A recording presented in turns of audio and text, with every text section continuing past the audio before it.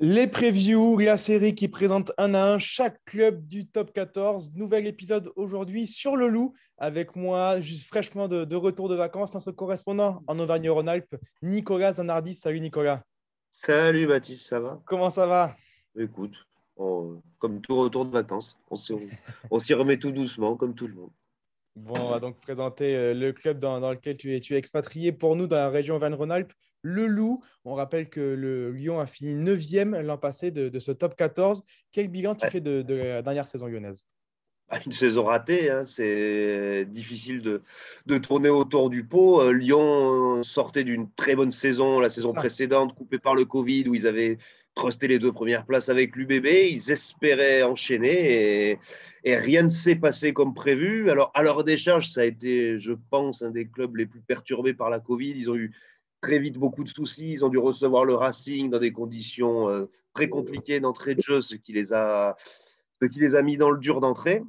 Après, c'est pas totalement une excuse non plus. Tout le monde a eu ce genre de problématique. Et effectivement, comme disait Pierre Mignoni, le navire a tangué, hein, clairement. Pierre Mignoni, à un moment donné de la saison, s'est posé beaucoup de questions, avait l'impression que le club réduisait la voilure aussi en termes d'ambition. Et ne sentait pas son groupe tout à fait en phase avec les objectifs qui étaient les siens. D'où quelques petits coups de gueule, quelques moments difficiles, on va dire, dans la saison. Mais voilà, le navire a tangué, il n'a pas chaviré. Tant bien que mal, les Lyonnais sont repartis en espérant revenir à la place qui était la leur sur les saisons précédentes, à savoir une équipe qui vise le top 6, tout simplement.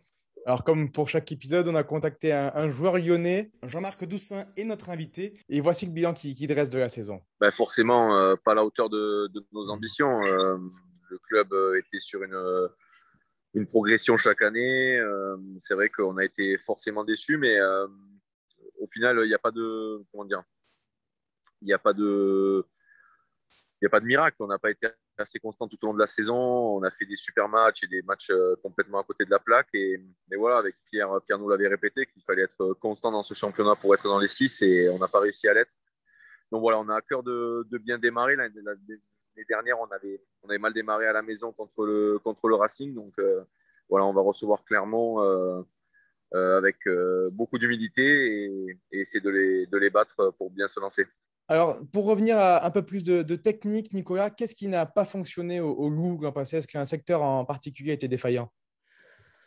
Ben, on a senti une équipe qui manquait globalement de puissance, alors qui n'était pas aidée, hein, par les blessures, notamment celle de Mathieu Bastaro, celle de celui qui était censé le remplacer, Jordan Tofua.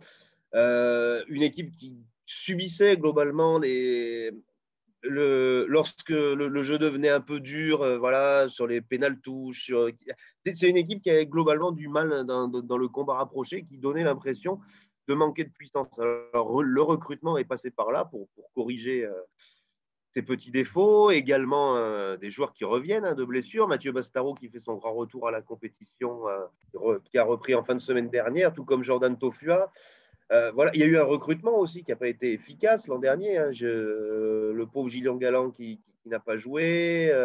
Voilà, tout ça mis l'un dans l'autre a fait que Lyon a globalement manqué de puissance, qui est un critère déterminant, hein. Voilà, dans les gros matchs, on a bien vu Toulouse, La Rochelle, Bordeaux, les grosses équipes du top 14, ce sont avant tout des équipes qui sont très très puissantes, très très compactes. Et Lyon donnait l'impression de manquer un petit peu de cette puissance l'an dernier. Donc, depuis le début de ces previews, Nicolas, on décrit un top 14 scindé en deux, entre 10 équipes qui jouent, qui se disputeront les phases finales et 4 autres le maintien. On a l'impression, enfin, c'est une impression personnelle, que le Loup est peut-être en queue de ce peloton qui se disputera une place dans les 6. Est-ce que tu es d'accord avec cette analyse-là, ou de plus près, tu vois les choses différemment? Oui et non.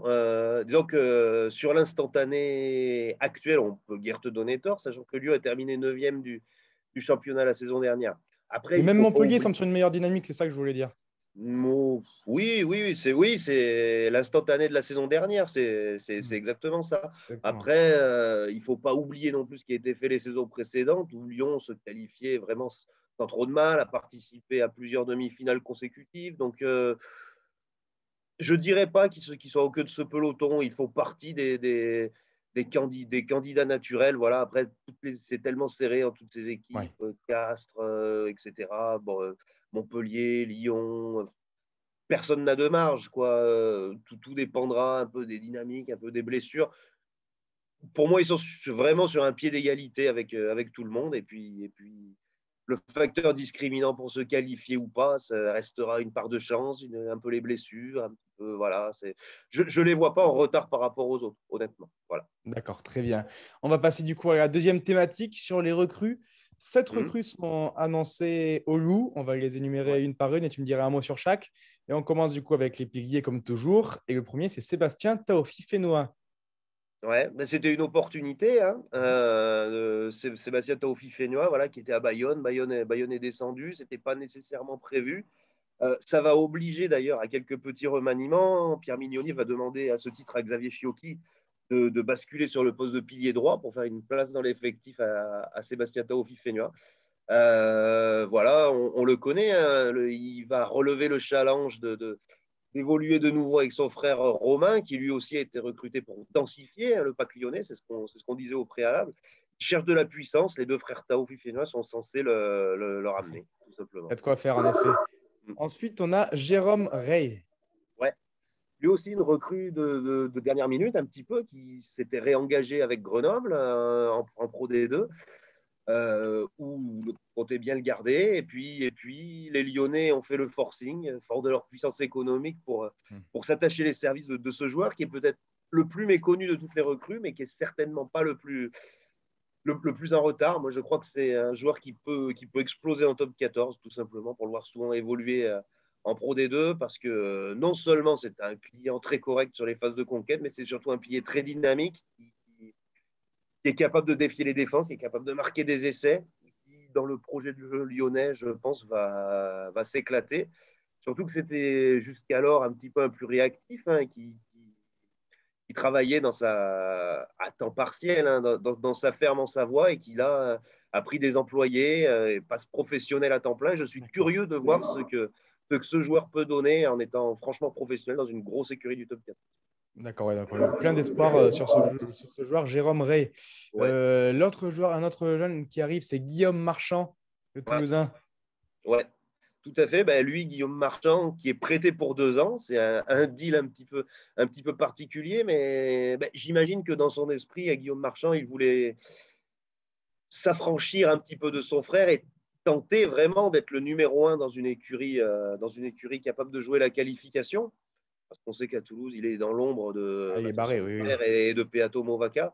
Voilà, je crois qu'il On veut lui en veut pas, s'aguerrir. c'est des clients, mais bon. Ouais, ouais, ouais. Non, mais le but, c'est évidemment de s'acquérir, d'obtenir du temps de jeu et de revenir postuler à Toulouse sur une position de numéro un, clairement.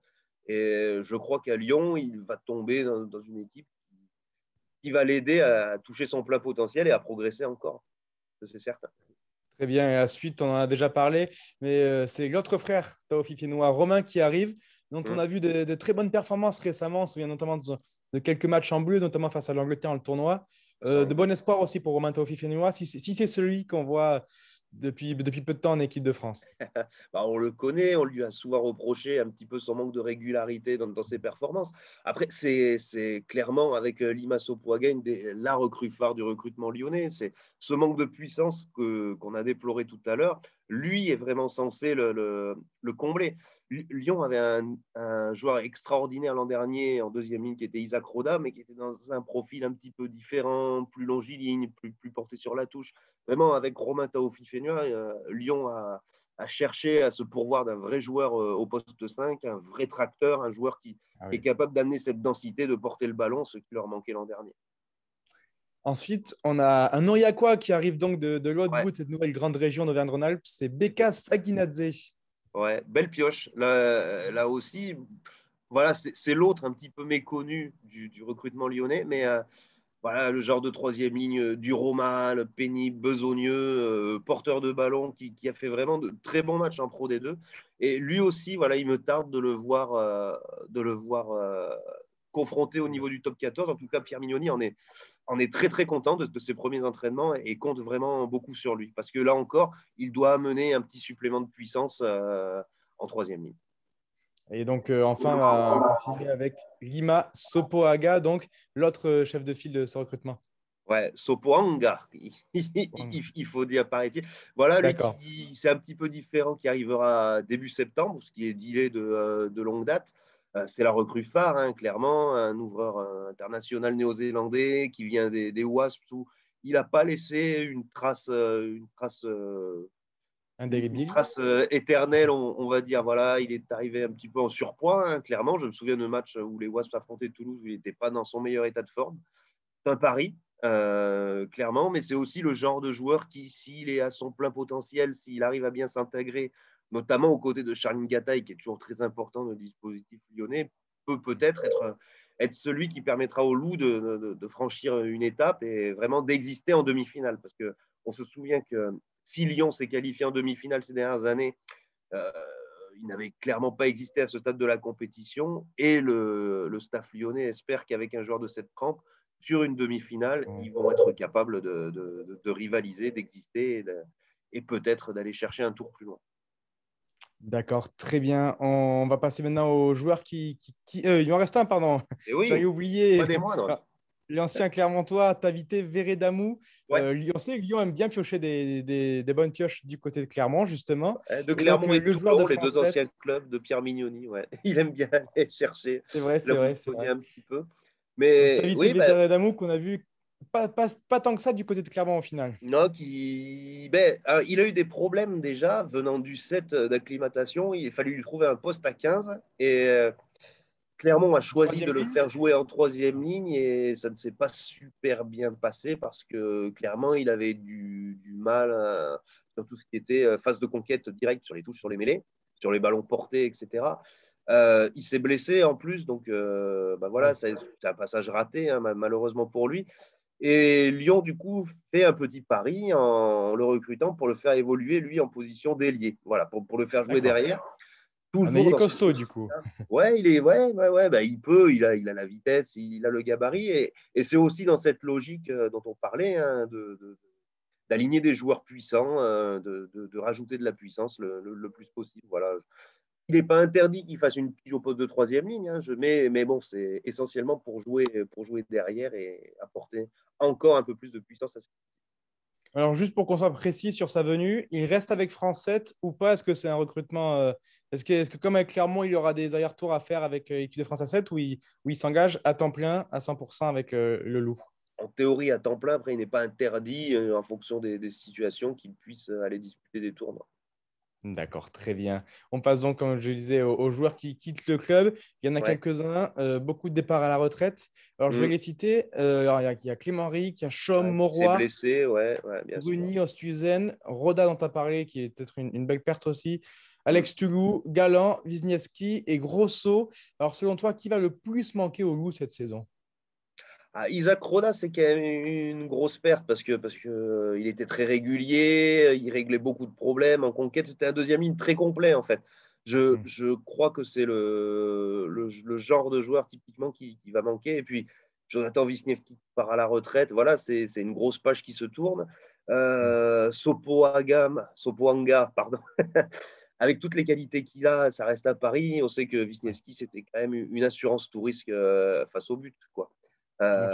Je ne sais pas si le Néo-Zélandais aura la même précision que Wisniewski face au poteau. Peut-être qu'il apportera d'autres choses dans le jeu, mais on sait qu'en top 14, avoir un grand buteur, c'est quand même un gage de réussite généralement. Alors, les départs, les arrivées. On a posé la question à notre invité et voici ce qu'il nous répond. Forcément, le club a dû recruter. On a eu pas mal de départs sur les 2 dernières saisons. Et voilà, avec cette crise du Covid, on sait que les clubs souffrent financièrement et ça n'a pas été facile pour le club.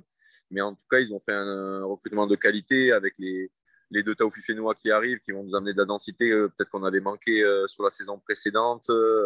Voilà, Lima Sopoga qui n'est pas encore arrivé, mais qui va revenir. Les retours aussi de Mathieu Bastaro et Jordan Tofua qui nous ont manqué la saison dernière. Donc, c'est les recrues et les retours de certaines grosses blessures qui nous ont manqué qui vont nous faire du bien. Après, je pense que tout le monde est en forme. On a fait 7 semaines de préparation, donc j'ai du mal à en sortir un du lot. Mais Ouais. et voilà, puis les internationaux qui vont nous réintégrer petit à petit. Et donc voilà, je pense qu'on a un effectif de qualité et prêt pour ce championnat qui va être encore une fois très dur et très long. La troisième thématique concernant l'effectif. Alors, selon toi, Nicolas, par rapport à ce que tu as vu la saison dernière et ce qu'on voit de ce début de saison, de ce pré-saison, quel sera le point fort du Loup pour cette saison à venir?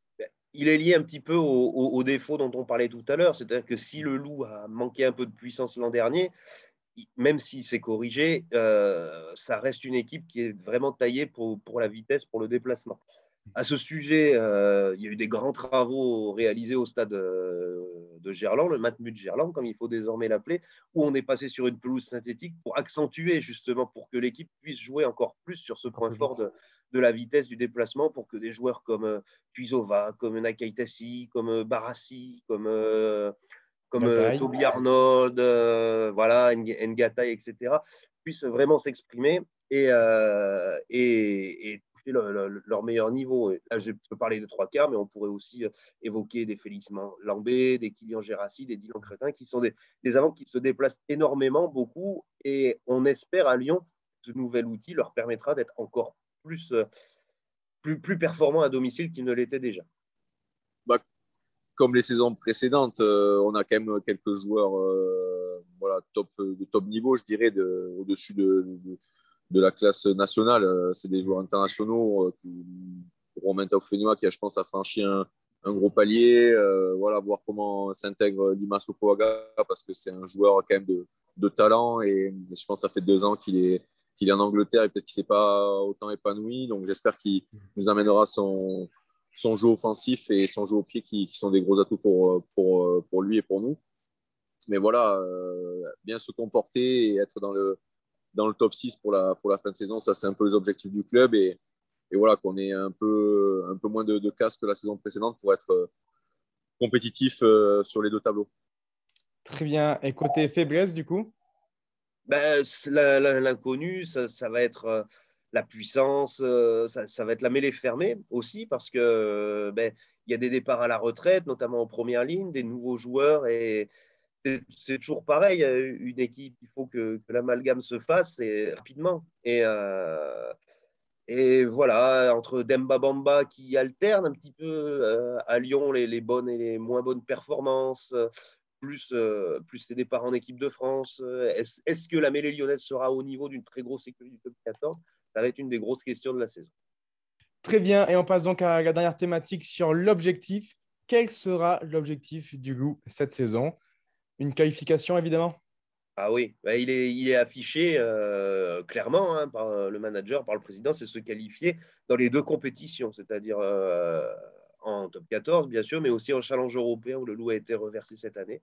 C'est une compétition qu'ils ne veulent pas galvauder, qu'ils veulent jouer à fond. Et il y a peut-être un petit coup à jouer, hein, on l'a vu avec Montpellier l'an dernier. Voilà, c'est peut-être aussi par ce genre de compétition que Lyon peut grandir. Et je crois qu'ils ont tous les atouts, du moins sur le papier, pour aller chercher quelque chose de sympathique sur les 2 compétitions.